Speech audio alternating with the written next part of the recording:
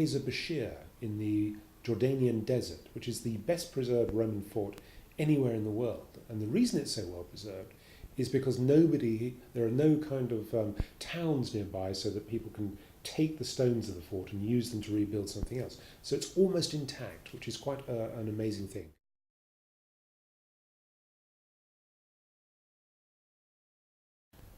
Accuracy is very important for me. I think one of the parts of the agreement, if you like, the contract between the writer and the reader, is that it's vital that you get your facts right as far as possible. Sometimes, of course, you're going to have to make a compromise because if you're telling a story, and I am a novelist as well as a historian, then it's important if I'm going to tell a good story to make sure the story comes first. So that, frankly, history is just so astonishing quite often that there's absolutely no need to make stuff up. History is already pretty good at telling a story.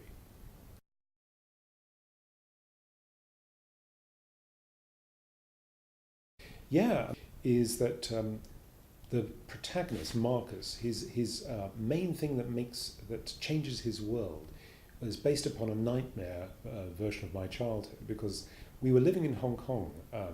When we were living in Hong Kong, my father used to take my mother out for parties, and my father's a dreadful driver, he really is. And I'm afraid I would do is I'd go out and spend all my pocket money on buying tins of food to hide under my bed in case there came the day when my father didn't return home with my mother. And I thought, well, if that's the same for me and it's the same thing, why the hell shouldn't it be the same for a little Roman boy? And what would life be like for a Roman boy if, after living this idyllic childhood, suddenly he loses everything? His father, his mother, his home, and he's forced to go into a gladiator school, the harshest possible environment any young child could possibly be. How would he cope? And that's the idea of where the idea for the story really came.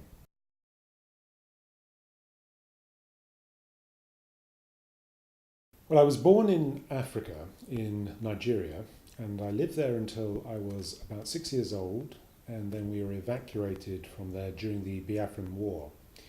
After that, my parents moved to Hong Kong, and we were raised there in a school. And when we came back to England again for a bit, and then off to the Bahamas, brief spell in the United States, then finally we settled in England for good.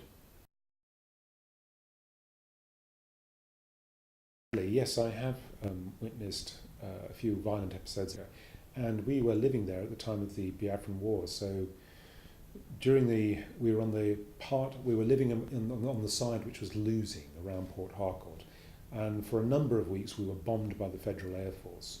And then finally, when the Federal Army was about to take Port Harcourt, we were evacuated pretty much at the last moment. And it was a pretty traumatic time. Loads of people I'd known as a boy that were killed in the war.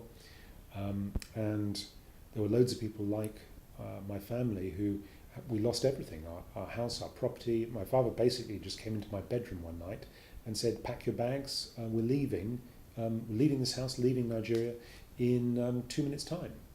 And so I had to leave everything I ever owned. So did my family. Roman times, yeah, they were really violent. The Romans thrived on violence. You only have to look at the phenomenon of the gladiator games.